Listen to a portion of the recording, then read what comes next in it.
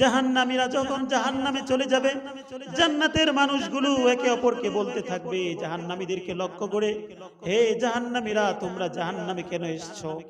জাহান্নামীরা চিৎকার করে বলবে, ক্বালু লাম নাকু মিনাল মুসাল্লিন, আমরা জাহান্নামে এসেছি কারণ আমরা দুনিয়াতে নামাজ আদায় করতাম না, ওয়ালাম নাকু নুতইমুল মিসকিন, এবং আমরা অসহায় দরিদ্র মানুষকে খাবারের পানাহারের ব্যবস্থা করতাম না, ওয়াকুন্না নাখুদু মাআল খাইদিন, এবং আমরা সমালোচনাকারীদের সাথে বসে বসে সমালোচনা করতাম, ইবাদতের সময় পেতাম না, ইবাদতের সময় দিতাম না, হাত্তা আতানাল ইয়াকিন, হঠাৎ একদিন মৃত্যু এসে গেছে।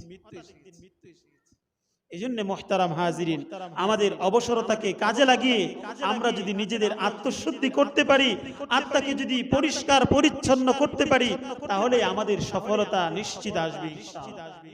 পাঁচটা বিষয় শেষ হয়ে যাওয়ার আগে পাঁচটা বিষয়ের কদর করা। শাবাবাকা ক্বাবলা হারামিক, এক নম্বর বিষয় হলো যৌবনকাল ফুরিয়ে যাওয়ার আগেই এই যৌবনের কদর করা। বৃদ্ধ আসা, বার্ধক্যে উপনীত হওয়ার আগেই যৌবনের কদর করা। সরকারি নিয়মে যখন একজন মানুষ সরকারি চাকরিতে জয়েন করে, তার রিটায়ারমেন্টে যাওয়ার আগ পর্যন্ত সে সরকারকে সার্ভিস দেয়, যার কারণে তাকে বেতন দেয়। রিটায়ারমেন্টে যাওয়ার পরেও সরকার তাকে বেতন দেয়, কারণ যৌবনকালে এসে সরকারকে পরিপূর্ণ সার্ভিস দিয়েছিল। ঠিক তদ্রূপ আমার যুবক ভাইরা, খুব মনোযোগ দিয়ে, মনের কান দিয়ে আমরা শ্রবণ করি। আমি যুবক আছি, এখন যদি আমি ইবাদতের মধ্যে লেগে যাই, তাহলে আল্লাহ রব্বুল আলামিন আমার বার্ধক্যে ইবাদত না করলেও সওয়াব দিবেন। সুবহানাল্লাহ।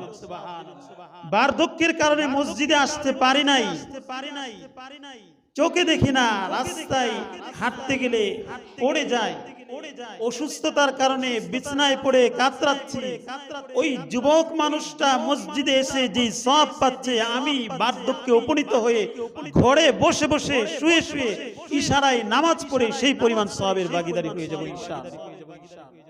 এই জন্য যুবক বয়সকে কাজে লাগাতে হবে।